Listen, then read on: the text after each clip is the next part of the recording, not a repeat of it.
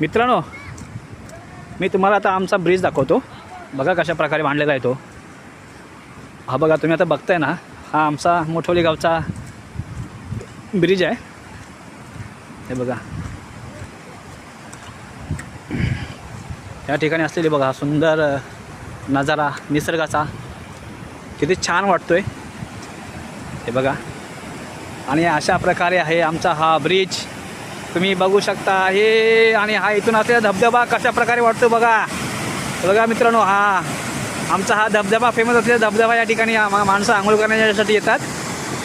तुम्ही सुद्धा या ठिकाणी येऊन येतो. तुम्ही इथं या ठिकाणी आंघोळ करू शकता. किती मस्त वाटतं बघा इथे येऊन. हा हा हा, सुंदर वातावरण.